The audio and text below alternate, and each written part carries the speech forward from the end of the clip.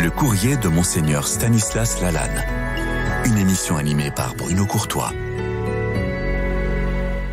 Monseigneur Lalanne, bonjour. Je rappelle que vous êtes l'évêque de Pontoise et que chaque semaine, voilà, vous répondez à des courriers d'auditeurs parce que vous le faites dans la vie réelle et donc vous le faites. Vous avez la gentillesse de nous partager, avec des auditeurs tous ces courriers de jeunes, en tout cas qui vous écrivent chaque semaine, soit parce qu'ils ont demandé le baptême, soit parce qu'ils demandent la confirmation, soit tout simplement parce qu'ils veulent partager un moment de foi ou un moment plus personnel avec vous.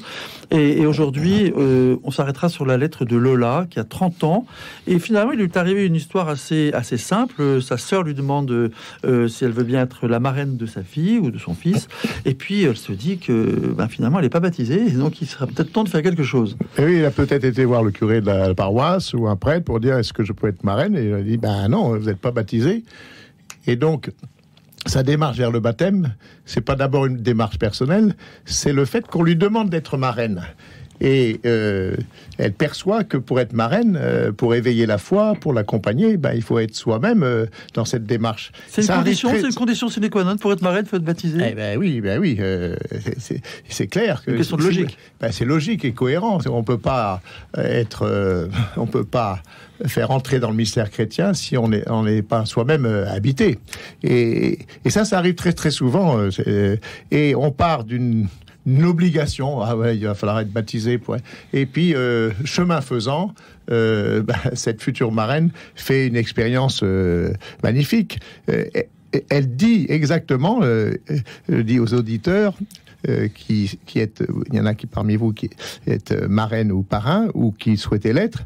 Elle définit la mission de la marraine. Cette grande mission qui est l'éducation spirituelle de ma nièce remise entre mes mains. Wow. C'est très beau ça. Hein. Donc c'est pas elle toute seule, elle est remise entre mes mains comme un cadeau qui est proposé.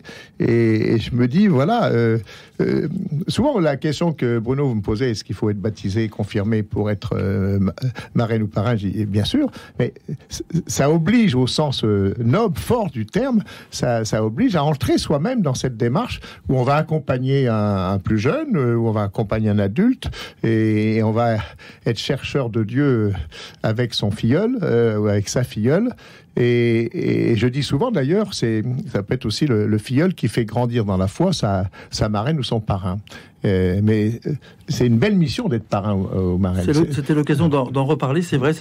On fait pas ça. Elle le prend comme un engagement. Elle le prend vraiment. On fait pas ça simplement parce que c'est sympathique, par amitié, non, parce que c'est vraiment une mission d'être témoin de la foi chrétienne auprès de celui qu'on guide et qu'on accompagne par l'amitié, par la prière et par l'exemple. Donc on ne sait plus qui guide qui, si c'est le filleul ou si c'est la marraine. Exactement. En tout cas, merci Lola, et puis plein de bonnes choses, à votre petite filleule.